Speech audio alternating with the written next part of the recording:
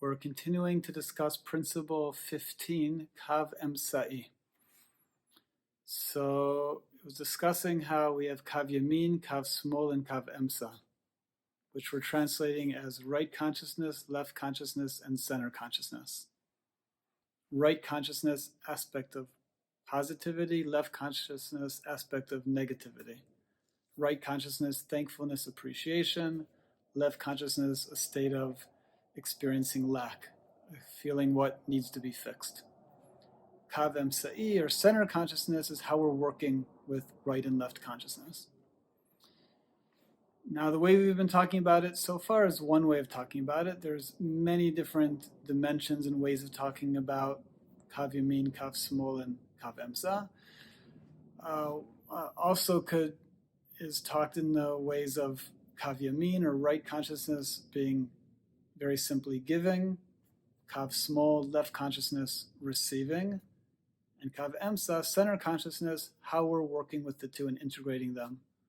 The ultimate way would be that our receiving is under the influence of our giving. So there's many different ways of talking about right, left, and center consciousness. But this integration of these two opposites is very central principle in the method of Kabbalah. Another particular way it talks about it here at the end of the section that we were reading in the principle is relating right and left and center consciousness to our spiritual practice itself. And what it was saying there was the idea that in our spiritual practice, we want to work with right, left, and center consciousness in the way that we're taking time during our spiritual practice to focus on how much of our practice, becoming aware in our practice that how much we're doing it only in order to serve ourselves, and yearning for our spiritual practice itself to be working to bring us the ability to transcend our self-interest and to reach the state of truly loving outside of ourselves and reaching the state of pure giving and unconditional love. So it's bringing the importance of working with Kav Smol in our spiritual practice itself. It said there that if a person is doing spiritual practice, but there's no Kav Smol, left consciousness aspect involved in it, so it says that that's called one line, Kav Echad, meaning that a person is doing their spiritual practice, but they're not actively working in their spiritual practice to become aware that everything they're doing is ultimately coming from a place of wanting to serve oneself. And so there's no yearning to use that spiritual practice to reach a higher state of consciousness that's outside of only trying to serve ourselves. So this is bringing the importance of that, even though that Kav Smol, the left consciousness aspects we said is to be within a limited framework of our time.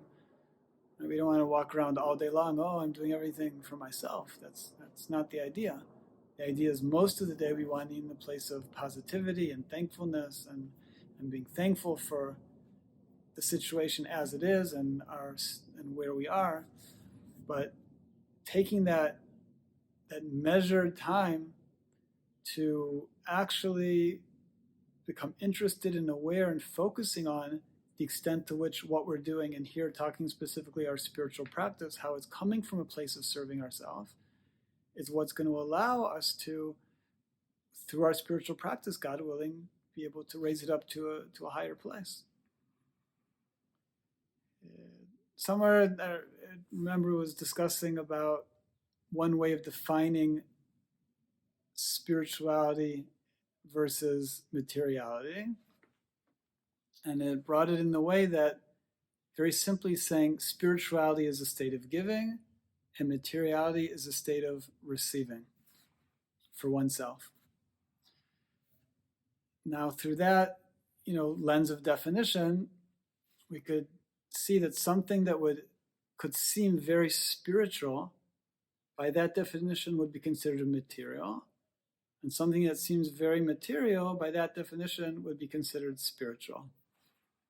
For example, somebody could be meditating for 3 days straight, but if that seems very spiritual, but if the person was doing it only in order to get the light, so by this definition, that would be considered a material act. On the other hand, the person could be doing something that seems very material, like eating food. But if the reason the person is eating it is to either give pleasure to the person that made them the food, or for them to be healthy and have energy to do something good, so that what would seemingly be a material act, by this definition, would be considered spiritual. So the idea bringing here at the end of this, what we read in the principle, is that in our spiritual practice itself, or to actually be a spiritual practice and not just be a kind of spiritual materialism of just trying to get from it, that it's very important that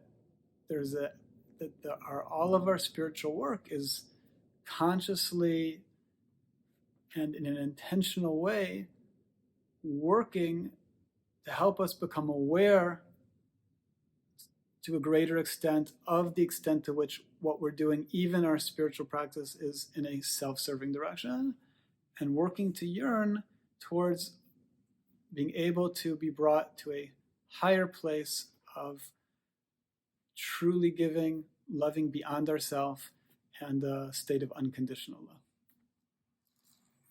So there's so much in Kabbalah talking about this concept of right, left, and center consciousness, kav yamin, kav smol, and kav emsa, working with harmonizing all the opposites and integrating them in the positive way. And so here has just started to bring out the idea a little bit. But this concept of working with them both, mostly trying to be in right consciousness and realizing also the importance of focused time of left consciousness, working with them together is a very central concept in the method of Kabbalah. So we'll end for now, and God willing, continue next time.